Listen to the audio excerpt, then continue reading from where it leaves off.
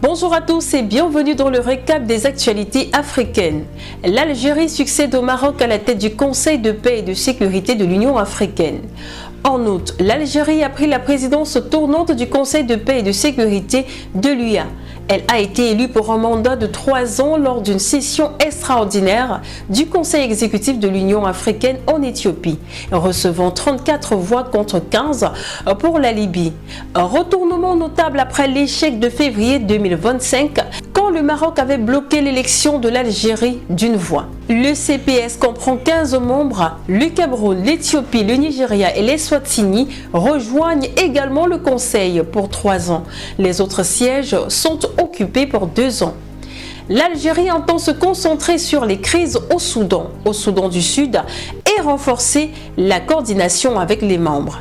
L'Algérie entend se concentrer sur les crises au Soudan du Sud et renforcer la coordination avec les membres africains du Conseil de sécurité de l'ONU.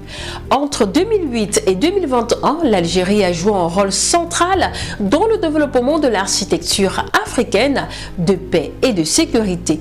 Selon des analystes, Alger utilisera sa présidence pour faire avancer ses positions sur le Sahara occidental et le Mali. Deuxième actu, le président Bassirou Diomaye Faye a présidé le 31 juillet 2025 au Grand Théâtre National Doudou Diaye Koumba, Rose de Dakar, la cérémonie solennelle de remise des prix aux lauréats du concours général 2025.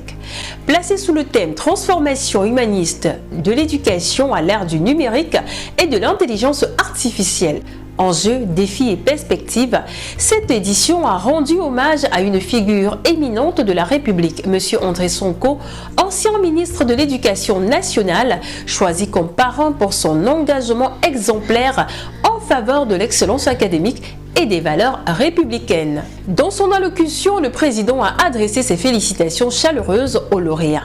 Devant un parterre de personnalités et tous les acteurs du système éducatif, il a salué leur rigueur intellectuelle, leur détermination et leur discipline qui font de l'avenir radieux de la nation. Le président Faye a souligné que le concours général institué il y a plus d'un demi-siècle constitue bien plus qu'un événement académique. Il est le miroir de la vitalité intellectuelle du Sénégal et la preuve de la capacité de l'école républicaine à former des citoyens éclairés.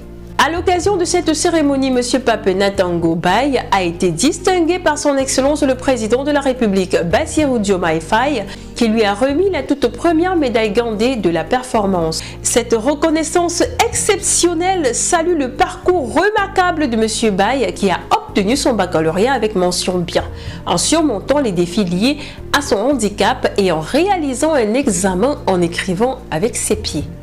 Troisième actu, le président ghanéen John Dramani Mahama a remis vendredi 40 tonnes d'articles de secours au peuple palestinien dans le cadre de la crise dans la bande de Gaza. M. Mahama a déclaré que les articles, principalement des produits alimentaires à base de cacao fabriqués au Ghana, sont destinés à soulager la faim du peuple palestinien. Ce don souligne l'engagement du Ghana en faveur de la paix et de la compassion dans le monde, a déclaré le président, ajoutant que le cacao, l'une des ressources naturelles les plus précieuses du Ghana, est synonyme de résilience, de générosité et de moyens de subsistance pour des millions d'agriculteurs ghanéens. Le Ghana soutient une solution pacifique et négociée à 2 États entre Israël et la Palestine, conformément au droit international et aux résolutions des Nations Unies, a souligné M. Mahama. L'ambassadeur palestinien au Ghana, Abdel Fattah Ahmed, a remercié le président et le peuple ghanéen pour leurs gestes. Quatrième et dernière actu, la Tanzanie a adopté une loi interdisant aux étrangers d'exercer dans environ 15 secteurs du commerce de petite et moyenne taille, dans le but de protéger les entrepreneurs locaux. Cette mesure a été perçue comme un frein au commerce régional. Face à cela, le Kenya, voisin et partenaire commercial, a réagi vivement. Lee Kinyanjé, secrétaire du cabinet au ministère des Investissements, du Commerce et de l'Industrie du Kenya, a officiellement demandé à la Tanzanie de lever cette interdiction. Selon lui, ces restrictions et taxes menacent la libre circulation des biens et services ainsi que l'intégration économique de la région Afrique de l'Est. C'est la fin de ce sommaire sur l'actualité africaine. Abonnez-vous à la chaîne si ce n'est pas encore le cas. Activez la cloche de notification pour recevoir toutes nos vidéos. N'oubliez surtout pas de visiter notre site d'information www.filiradar.com.